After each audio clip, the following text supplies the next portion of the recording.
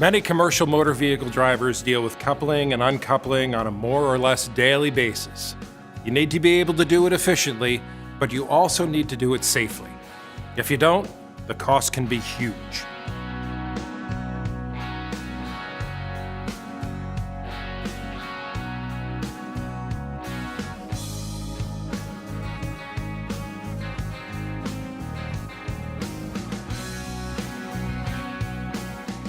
Incorrect coupling can damage your tractor, your trailer, and your load.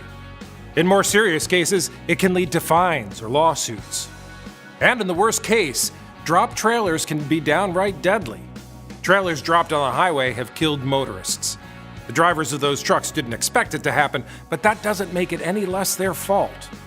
The thing is, coupling and uncoupling errors are 100% preventable.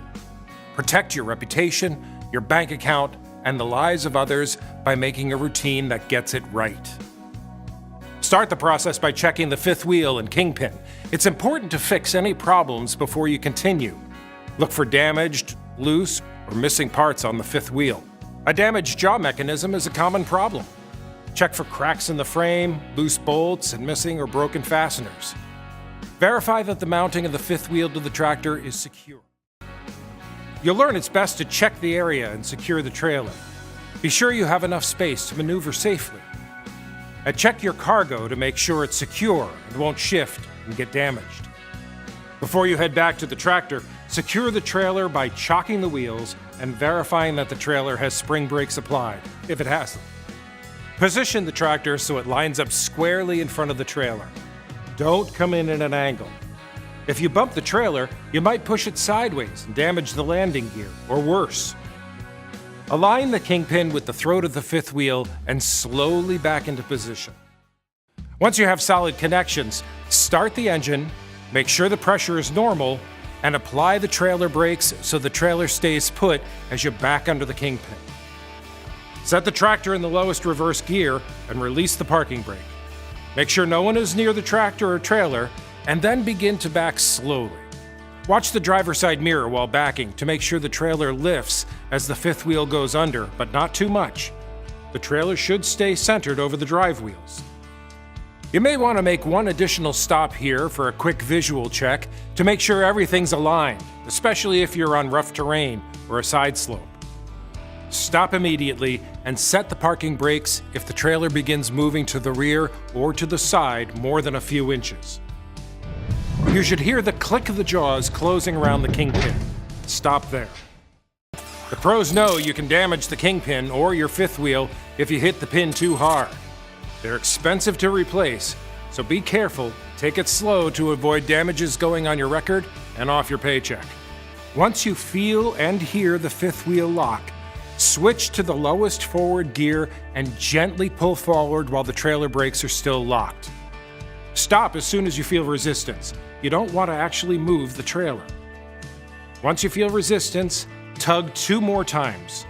Once with the steering wheel turned to the left, and once again with it turned to the right. You should always get out and double check the connection. Before you step down though, secure the vehicle. Apply the parking brake, shut off the engine, and take the key. Get in the habit of taking this precaution every time so you're absolutely sure somebody cannot move your rig without seeing you back there. Everything may feel like it's well connected, but you still need to visually inspect the coupling. Bring a flashlight so you can get a good look at the coupling under the trailer. Start by verifying that there's full contact between the upper and lower fifth wheel. If there's a space, there's a problem. Fix it before you do anything else. So you've reached your trailer's destination and it's time to disconnect. The process is practically a coupling in reverse with just a few different precautions. First off, you'll need to get in the right position before you start uncoupling. Start off by checking the surface. It needs to support the trailer's weight. If the surface is soft or uneven, you may need to use additional blocking or supports to distribute the weight of the landing gear so it doesn't sink. If your tractor has a sliding fifth wheel, remember to position it where you'll need it before uncoupling. When you're set up correctly, secure the trailer and ease pressure on the locking jaws. Start by setting the trailer brakes. Then, Back up gently against the kingpin to ease pressure on the locking jaws. You're almost done. Engage the tractor brakes while pushing against the kingpin. Now it's time to get the trailer ready for the disconnect. Chock the trailer wheels before you lower the landing gear. This will make sure the trailer doesn't move. Lower the landing gear with a firm, two-handed grip until it's on the ground. Then stop. At this point, you're almost finished. First, pull the tractor partially clear.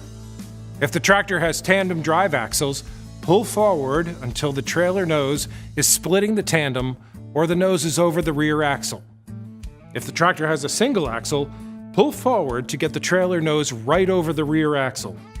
This way, if the trailer does settle or the landing gear fails, the trailer will come down on the tractor instead of crashing to the ground. Then, secure the tractor.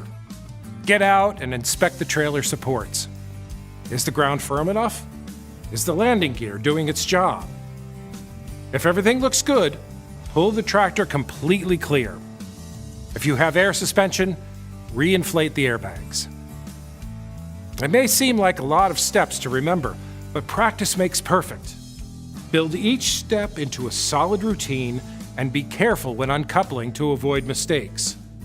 That will keep you running on time and help you prevent costly incidents.